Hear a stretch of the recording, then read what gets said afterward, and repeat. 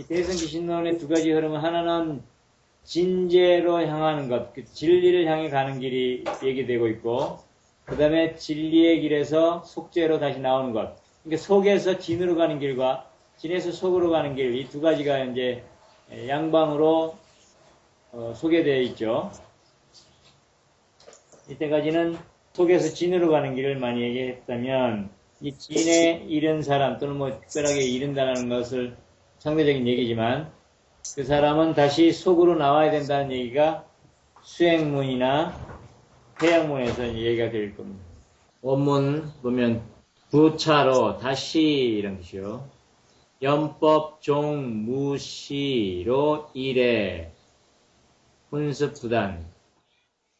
연법이라는 것은 물들이는 법이죠. 물들이는 법. 즉 물든 법이 현상에 물들어가는 그런 과정을 얘기한 게 연법이죠.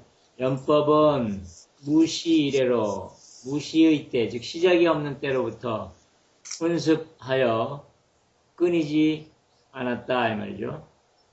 왜 무시의 때로부터 훈습인가 하면 이 연법은 벌써 업 자체가 물든 거죠. 업상, 카르마 자체가 물든 겁니다.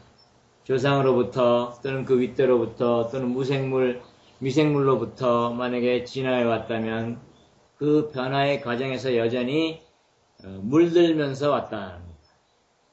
그런 것들 중에 하나가 우리 흔히 얘기하는 할아버지 때에 경험한 극한 환경 상황이 손자의 의식에게 무의식적으로 물려져서 그 상황에 대해서 민감하게 만들어지는 것을 후생학이라고 하죠. 예를 들면 할아버지 때 심한 가뭄을 겪었으면 손자 때 와서는 뭐 가뭄에 경험한 것도 아닌데 그냥 비가 잠시 좀 안 오거나 물이 좀 부족하다 싶은 느낌이 들면 갑자기 뭐 물을 모으고 물을 받아놓고 물에 대비하고 이런 무의식적인 두려움이 있다 이 말입니다. 이런 것들을 후생학이라고 그래요. 생물학에 있는 겁니다. 이런 것처럼 이 할아버지 때 또는 그 윗대에서 경험한 것들이 환경적으로 경험한 것들이 의식과 무의식에 심어져서 자식을 지나 손자 때에 가서 발현하는 것 이런 것들이 있단 말이에요. 이건 아주 단순한 예지만 이렇게 우리가 흔히 태어나면서 갖고 나오는 특성들이 있습니다.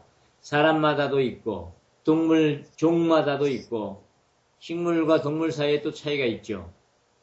인간들 각자가 또 다 커다란 차이가 있죠. 세밀하게 보면. 차이라는 건 결국 그 차이를 인식할 수 있느냐 없느냐에 대한 겁니다. 차이를 인식할 수 있다면 그건 항상 차이가 있는 거고 인식할 수 없으면 차이가 없는 거죠. 그러니까 차이가 있다 없다는 뭡니까? 항상 관계예요. 뭐든지. 그죠? 내가 그 볼 눈이 있으면 보이는 거고 볼 눈이 없으면 안 보이는 겁니다.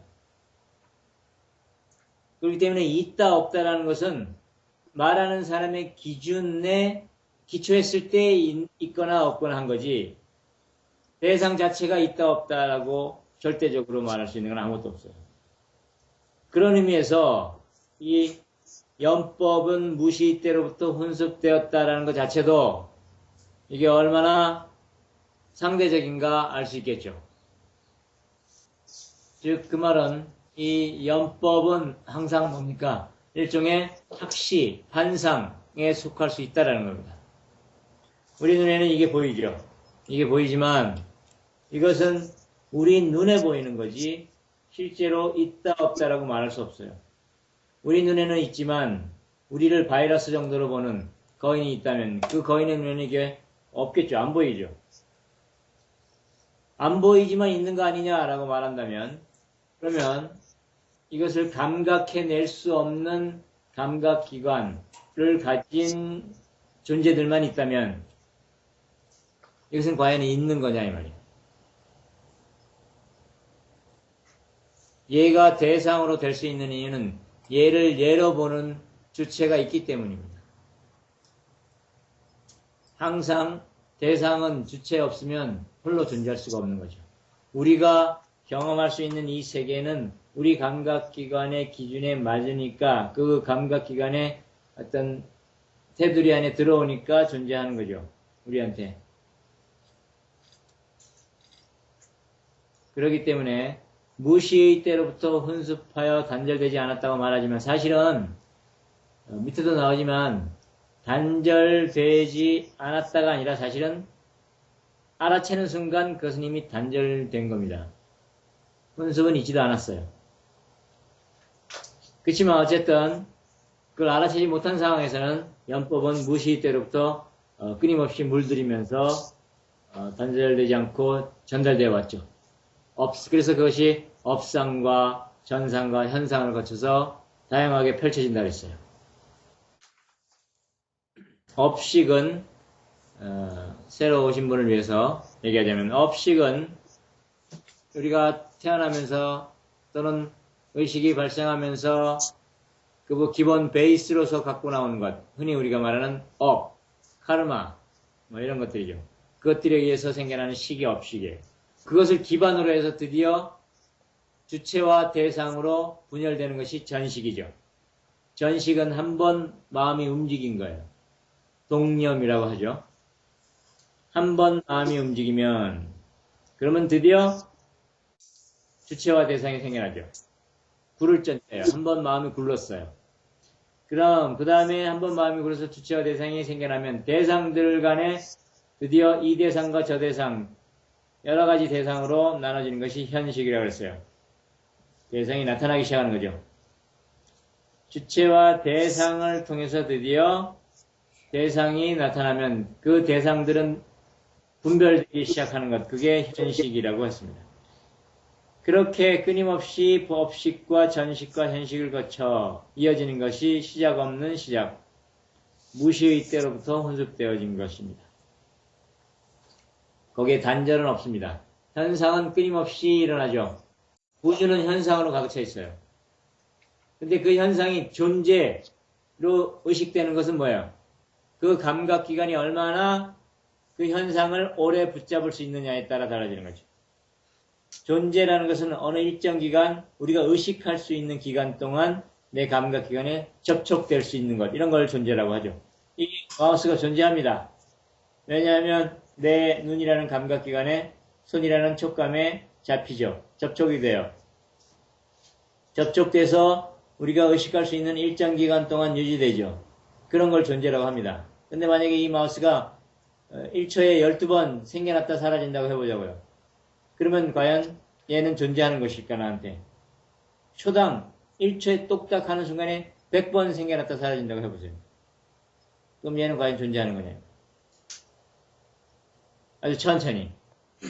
자, 그렇다면 결국 이 끊임없는 현상들 속에서 우주는 현상으로 가득 차 있지만 그 현상들이 존재로 이어지기 위해서는 그것을 존재로 볼 수 있는 감각기관을 가진 무엇이 있어야지 서로 상호관계에 의해서 하나의 대상으로서 그 감각기관에 잡히는 겁니다.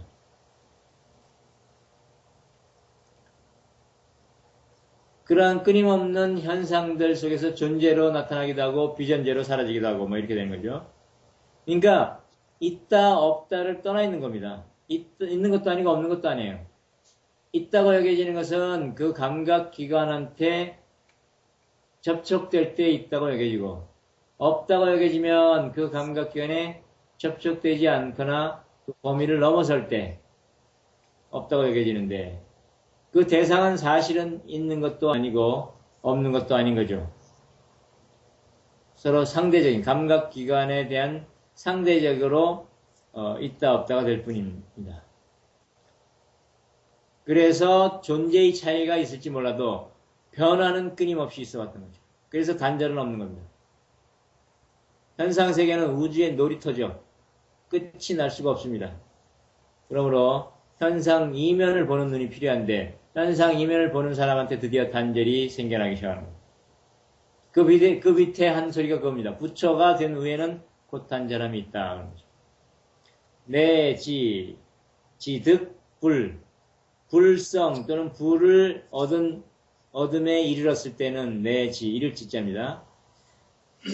이 후에는 즉 유단이다. 드디어 현상의 끊어짐이 있다. 즉 드디어 연법의 끊어짐이 생겨난다 이 말이죠. 연법이라는 것은 끊임없이 현상을 본다 이 말입니다. 마음이.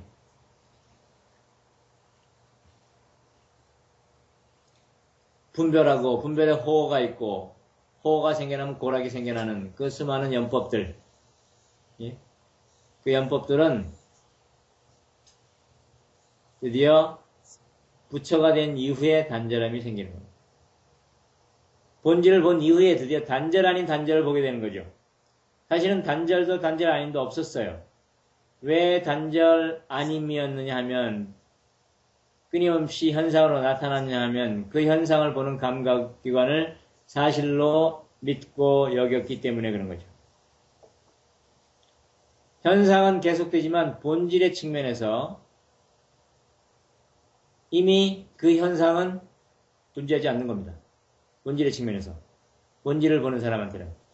왜 그러냐면 변하는 거기 때문에. 그 탁자라는 것이 있는 것이 아닌 것처럼 탁자는 여러 가지 다양한 걸로 구성되어 있죠. 한 20년, 30년 지나면 그건 다 사라지겠죠. 그 기간 동안 우리가 우리의 감각기관이 붙잡아내니까 존재하는 것처럼 보일 뿐입니다.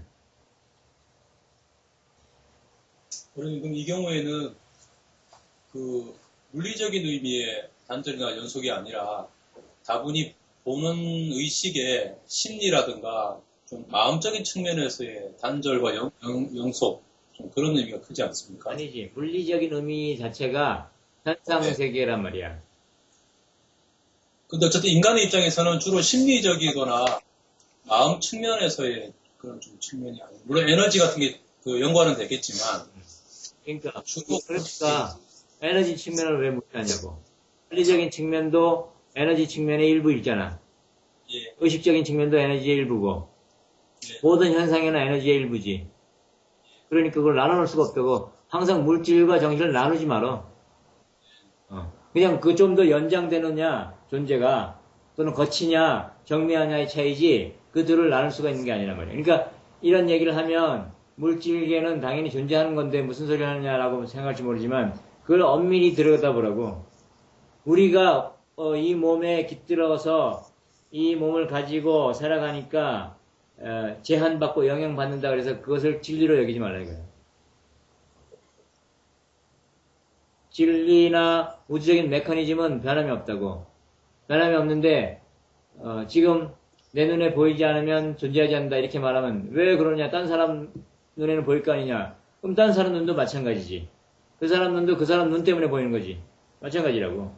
그렇게 봐야 되는 거지. 내가 죽는다고 이 세계가 존재하는 거 아니라고. 내가 죽으면 세계도 존재하지 않아. 그 다른 말로 하면 단절이라는 게 하여튼 좀 더 확연하고 선명하게 와야 된다는 좀 그런 저는 또 그렇게도 이해가 되시네요. 심리 문제만이 아니라. 그럼 더 엄밀하게 봐야지. 심리 문제만이 아니라고. 심리 문제만이라고 얘기하면 그게 이제 뭐 유식론에 해당되는 건데 의식하느냐 마느냐의 문제래 그지. 네, 그래서 본질을 본 이후에는 이제 단절 아닌 단절을 보게 된다. 즉 뭐냐면 현상 너머를 보게 된다는 말이에요. 현상 세계에서는 단절이 없어요. 현상을 사실로 볼 때까지는 결코 이 연법의 단절이 없습니다. 마음이 물드는 현상에 끝이 나지 않아. 그렇지만 현상을 넘어 보게 되면 연법의 단절은 이미 일어나 있어. 연법은 단절될 필요도 없이 연법이라는 것 자체가 없다 이 말이죠. 본질의 측면에서는 이미 현상은 늘 단절된 상태다 이 말입니다. 연법은 힘없는 지도와 같아요. 그 지도에 힘을 주는 게 마음의 믿음입니다. 그 지도가 힘을 발휘하는 것이 지도에 에너지를 주기 때문인데 그 에너지를 주는 믿음 때문인데 그 믿음을 떠날 수 있을 때 연법의 단절은 즉각 일어나죠. 일어나는 게 아니라 이미 단절되어 있어요. 연법은 사실은 없는 거나 마찬가지죠.